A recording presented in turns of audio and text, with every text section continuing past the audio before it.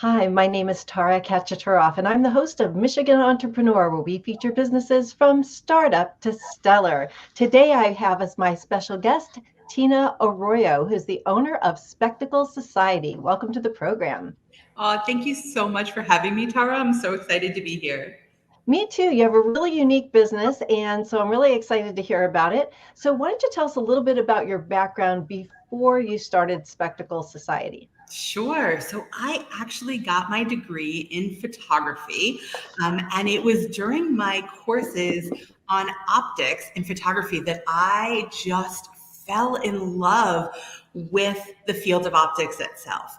And I was so enamored of it that I actually ended up working for an ophthalmologist, and I did a bunch of his tech work. He trained me in the medical side of it, and I was like, this is so cool. I love how the eye works. I love how my camera is designed to mimic the sight of the human eye. I thought that was amazing. But eventually I left photography and found opticianry. And that is actually a field where you work with creating eyewear, helping people troubleshoot some of their eyewear vision issues. And the moment I found opticianry, I had one of those really cheesy moments where, like, you know, the clouds parted and sunshine down on my face. And I felt very like this is what I'm supposed to be doing.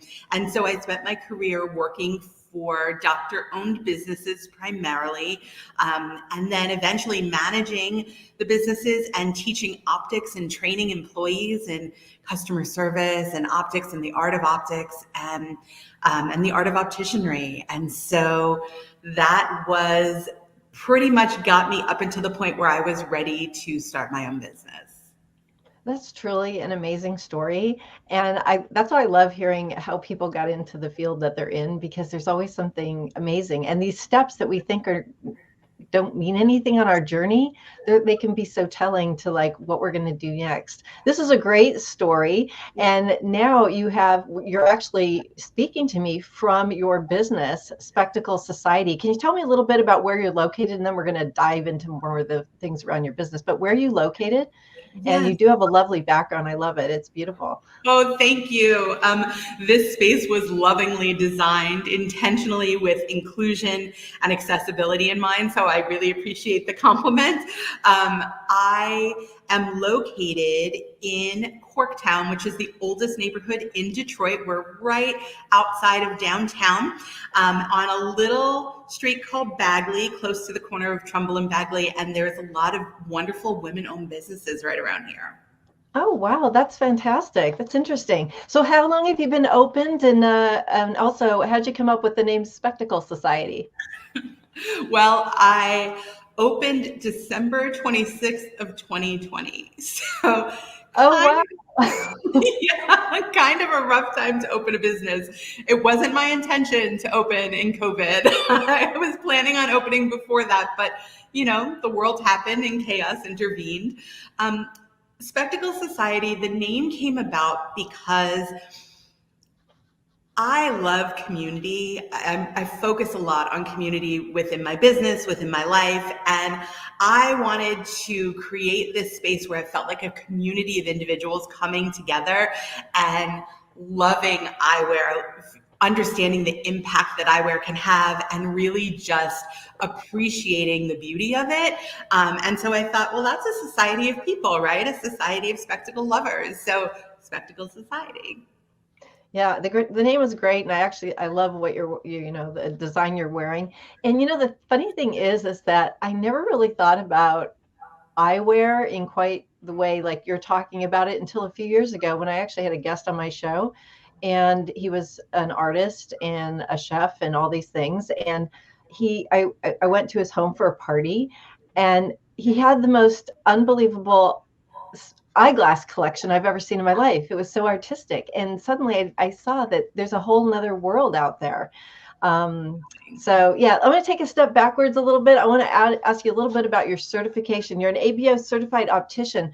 What does that mean, and how does that impact what you're doing in your business?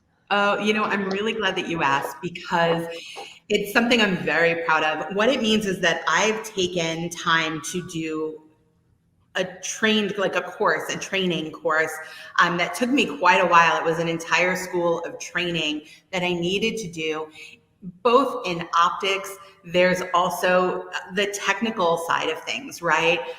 Adjusting people's glasses, what's going to do the best fit. There's math behind it. There's some physics in it. There's actually anatomy lessons in it as well. And so I got my training over 15 years ago.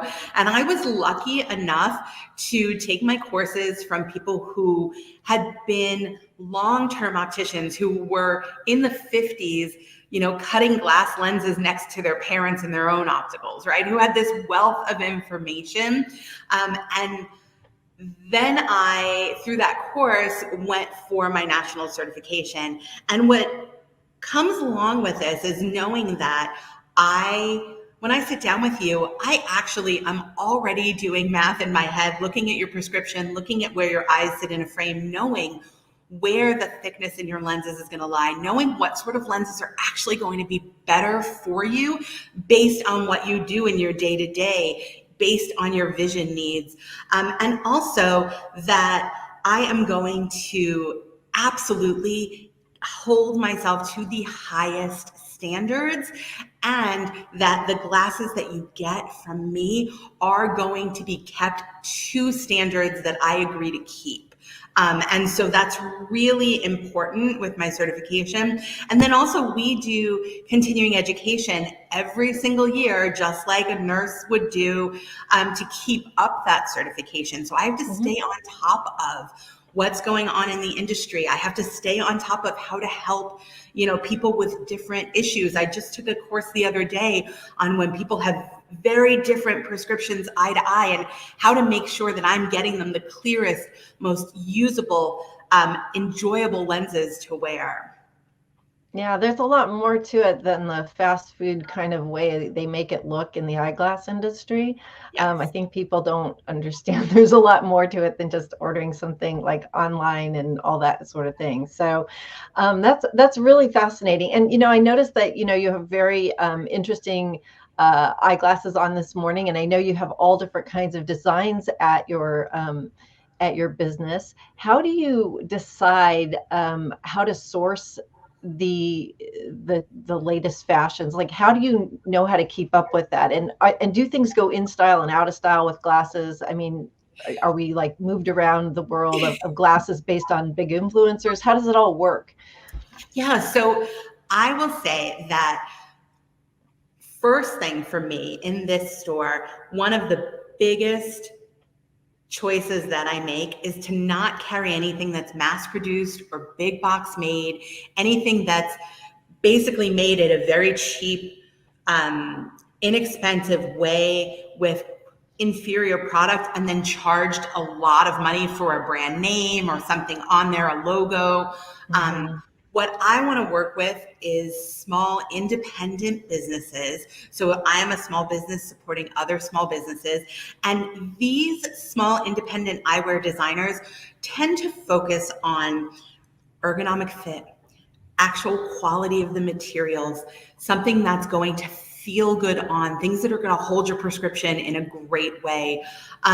They are really spending their time and energy and funds putting them into creating pieces that are meant to last, not, like you said, fast fashion that's going to be over in a moment, right? And when I'm looking for styles, one of the things that I really feel great about here at Spectacle Society is that I am specifically sourcing pieces to fit the wide variety of people that make up Detroit. And I have worked at plenty of places before where they shop in this very, to use an industry word, myopic way, where they're only looking at one segment of the population, right? And they're shopping for either what they like or what works for them. But what I try and do here is have a variety of stuff for people of all different backgrounds, for people of different sizes, people with bigger heads and smaller heads, people with different skin tones, people who have different facial anatomies, maybe a flatter bridge of the nose than I do. I really try and look for a variety of sizes, shapes, colorings that are going to work for the diversity that makes up this city, and also for different gender representations, right? Mm-hmm. And then on top of that, what I'm trying to do is consider everybody has their own personal authentic style, right? So what I love and what works for me may not be what works for you, Tara, right? So I want to have a variety of options. So every single line in here has its own sort of unique feel. And it's going to appeal to a different type of person, right? Somebody who has maybe, a little bit of a bolder, sort of aesthetic may like something like what I'm wearing, right? Which is handcrafted with stonework and actually has fabric in the material. But somebody else may want something a little bit more tame and conservative. And I have lines for that as well. So I really try and source things that are going to give us a wide variety for just the diversity of the city. So how do you, when somebody comes into your store, like what's one of the first things you talk to them about? Because people have their personal brand, and how do you have like a kind of a personal branding conversation with them when you first meet them to find out what they're looking for? Do you ask them like, how would you describe yourself? How do you do it to start honing in on what might be the best style for them? And even Well, colors, how do you yeah, do all that? Do you have like a questionnaire, or how do you do it? I do. So I've been in optics for over 20 years and a certified optician for over 15. So I have developed a process over those years that has been so helpful to kind of help people get in. So we'll sit down. What I offer, people can pop in and browse and see what they like. And if I don't have an appointment, I'm happy to accept walk-ins. But I Mm-hmm. do offer what I call receive the royal treatment, which is a custom 1-hour one-on-one appointment with me. The store is closed down to everybody but me and this client. And we're going to Wow. sit down and get to know each other. That's really personalized service. It That's is. amazing. Wow. And I what's didn't hear about wonderful, that many, yeah, wow, what's wonderful is amazing. we do sit down and really start talking about. I'll take a look at the prescription and then I want to learn about you, right? I want to know if I walked into your closet today, what would I find, right? What are you wearing during your day to day? What are you wearing when you're just lounging around at home? What's your actual style? And then tell me a little bit about what you do, right? What do you love to do? What do you do outside of work? What do you do for work? Those sorts of things. Do we have things we have to consider, right? And as I'm getting to know you, I'm already assessing the prescription, what frames are going to work best for your lenses. I'm taking a look at your coloring, your face shape, trying to make sure that we're picking stuff that is going to fit and work for your needs and also tap into your authentic style. So after that conversation, I'll go ahead and curate a selection for somebody and talk about building what I call an eyeglass wardrobe. And so it doesn't have to happen right away. It can happen over time. But looking at eyewear in the same way we look at shoes, right? Our shoes all have different purposes. Your sneakers are different than your sandals, or different than your heels, or, or different than dress shoes, that sort of thing. They can all have different purposes. And within those purposes, you can have different styles, When right? people come into the store, what are they primarily looking for? Everyday glasses or something different? What do you see the overall trend? Well, I would say most of the time, people find me because they're looking to love their eyewear and they haven't in the past. And so I am seeing people generally who are looking for something maybe a little bit more unique. Even in the more conservative pieces, there are ways to be conservative with a unique flair. And so I'm really seeing people who are wanting to like step out into something a little different and who really want a little help and guidance through the process. Are some of these people longtime eyeglass wearers, or are these contact lens people who kind of want to have something else to make a personal statement? Like, what do you see in terms of that? Actually, I see a wide mix. I do see a lot of long-term glasses wearers. As a matter of fact, the other day I saw somebody who's like, I primarily wear my contacts because I've hated the way I looked in glasses my whole life. Oh, wow. Um, Okay. and so, really trying to work with people. But I will say that we've had a lot of people, especially through COVID, where everything went to virtual, where we were on Zoom a lot, right? Where people really noticed seeing themselves, seeing their faces over and over and over again all day in meetings, Yeah. Oh where my they thought to themselves, "Hmm, God. I don't know if my glasses are really doing it for me," One right? more one more Zoom meeting. It's like, is that how I really look? Oh my God. Exactly, exactly. And it really drove people to like, let's take a look. Let's try and Mhm. see maybe there are ways that I can look, a little more how I want to feel, right? A little And bit more people are like probably spending a lot of time looking at other people on all those Zoom calls, like, because they're bored. They're looking at everybody's picture in the box, like, hey, I like those glasses. Like, because they're tuning out of the meeting. I mean, we all were there. So, yes. yeah. That's so funny. Hey, I want to take a step back and talk about your timing of starting this business. You started it in December of 2020, which is you're one of the more unique businesses. Instead of closing down, you were starting up. How did the time? Were you planning on starting it before COVID, and it just happened to end up opening in December? But how did that happen? Yes. So I was ready to go in 2019. Um, Okay. and we had a delay in finding the right location. And this location was being built by the building owner. And then they were having delays because we hit some frost and we like they couldn't break ground. And then Oh, this is literally a new building. yes, it's a new Oh, building. okay.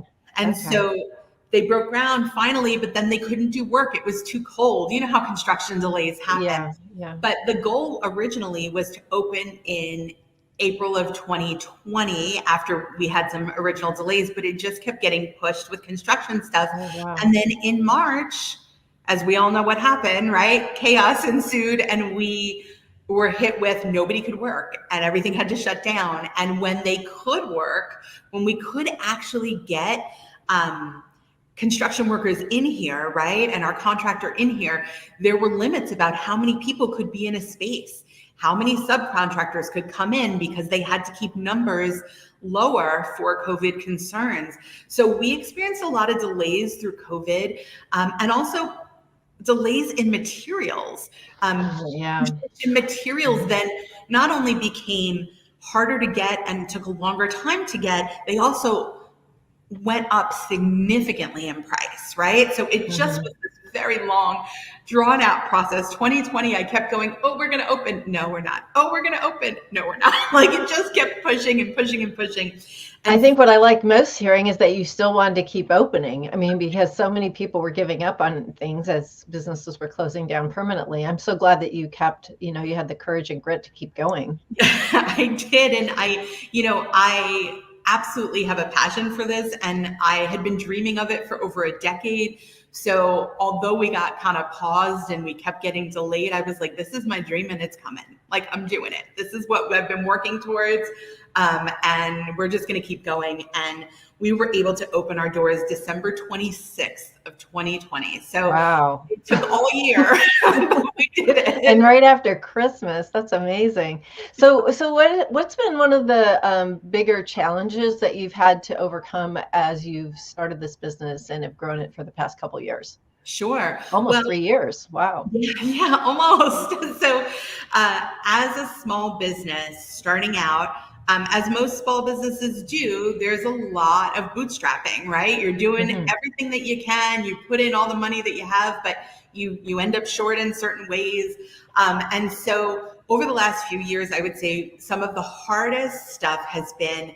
The first year, obviously, we were still kind of in a COVID space, so people were not feeling comfortable coming out. And so I created a way to do virtual fittings with my clients to create spaces that felt comfortable for people who did not feel comfortable coming in person.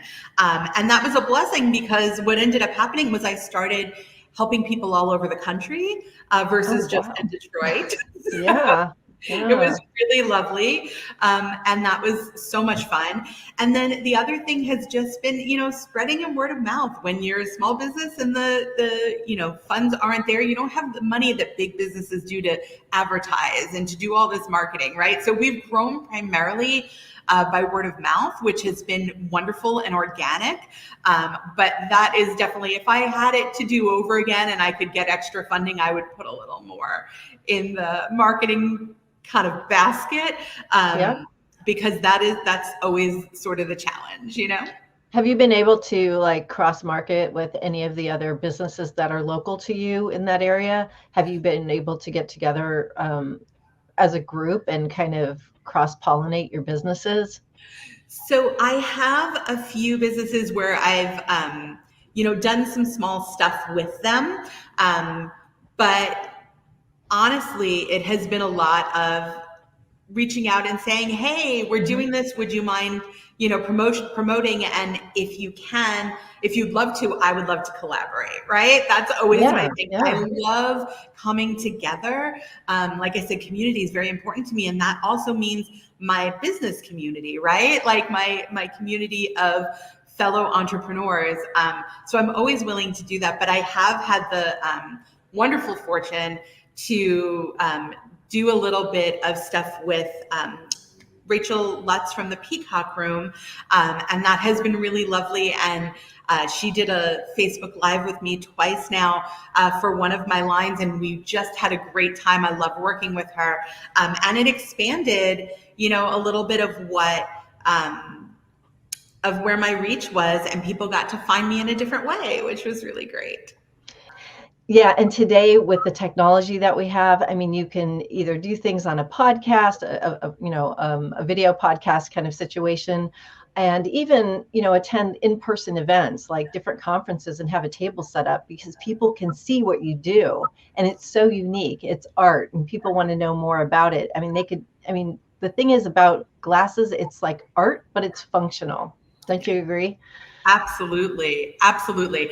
I am obsessed with eyewear design, and I'm one of those optical geeks who eats, sleeps, breathes it. And so I absolutely love it, and it's absolutely art for your face. I like the art end of it. I mean, I wear glasses and I don't do a lot of fancy things with glasses, but I like seeing, like, I was looking through the various things that were on your site and I was like, oh, these are beautiful because they are like works of art. And that's what really captivated me years ago when I saw this gentleman who I said he was a guest on the show.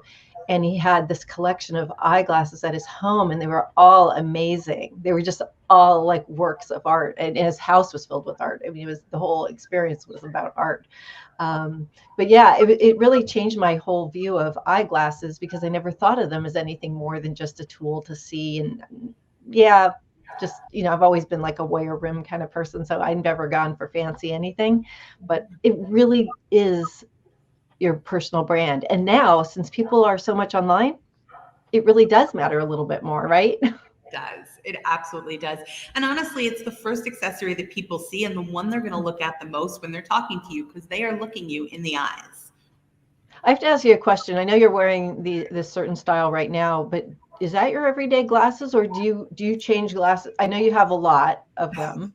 Uh, you have a thing on your site about guess how many glasses I own. I'm not going to tell people how many you told me, but um, do you change out depending on the day of the week or who you're seeing or what you're doing? Are you constantly kind of changing them out like shoes, as you mentioned earlier in the interview? Yes, I am. I do have an eyeglass wardrobe. Here in the store, we actually sell eyeglass wardrobe boxes for Oh you to my God. store and be able to just open up and pick the one you want for the day. Um, so I currently generally rotate through, I would say, about 5 to 6 pairs of clear glasses and 2 to 3 pairs of sunglasses. Um, and honestly, I pick sometimes based on my feeling for the day.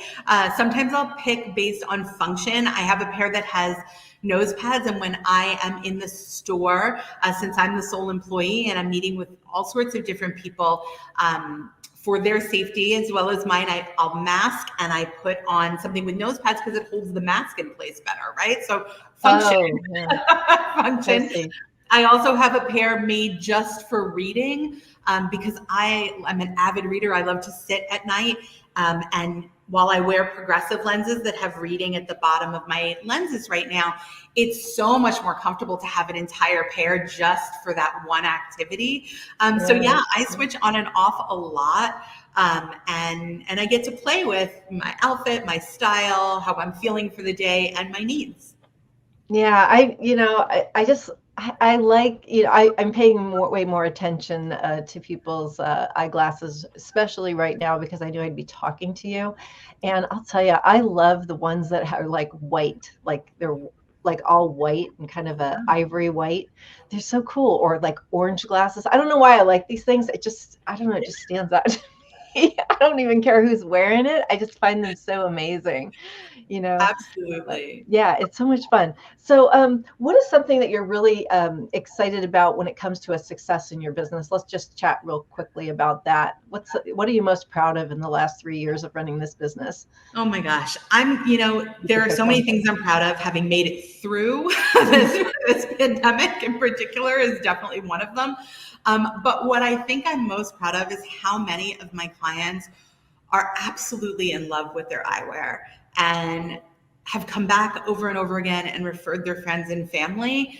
Um, and I've had some beautiful experiences where clients have called me to say, I've never felt like I was fully seen exactly as Mhm. I am, as I did with you, right? And I've had someone put on a pair of glasses and say, I don't think I've ever really seen myself looking back at me and really saw myself in my glasses, like really saw me. Um, so there are these beautiful moments where people are just feeling incredible. And I have watched people grow from even maybe starting off a little bit more subdued and not as sure of themselves in their style, and growing and growing and growing and really developing an authentic style that they feel amazing in. And you can tell, like when you look at them, they are beaming with confidence. And those are my favorite things in the world. That's my favorite moment when somebody looks in the mirror and feels good. It makes my little optician heart beat faster. Yeah, and really, the glasses are like that extra little thing that gives them permission, and it's kind of a signal to others, right? Because people can see it, to just relax into who they are. And I think it's almost like a little permission ticket, to just be who I am, and you can see me, and they're looking at your eyes, which is how we connect with people, right? So, Exactly, yeah. exactly. And my focus is always to try and help my clients tap into their individuality, celebrate their uniqueness, and express it through their glasses. All right. Well, I've really enjoyed speaking with you today. I just want to ask you one more quick question before we depart, and that is, what is your one piece of advice you'd give entrepreneurs? Ooh, okay. Here's what I would say. You need to love what you're doing. You need to have a passion for it, believe in it, know in your heart it's exactly what you're supposed to be doing, because there will be ups and downs. There will be peaks and valleys. And when you hit those lows, if you don't love what you're doing, it is very easy to give up and walk away, right? But it's worth it. If you are passionate about it, it is worth it to hang on and hang on till you get to those highs. All right. Well, I want to thank you so much. We've been speaking with Tina Arroyo today, who is the owner of Spectacle Society located in downtown Detroit. I want to thank you again for being a guest on Michigan Entrepreneur. If you'd Thank like you. more information about our program, please visit us at www.michiganentrepreneurtv.com. Please join me again in the future when I interview another enterprising entrepreneur. Until then, wishing you the best of business.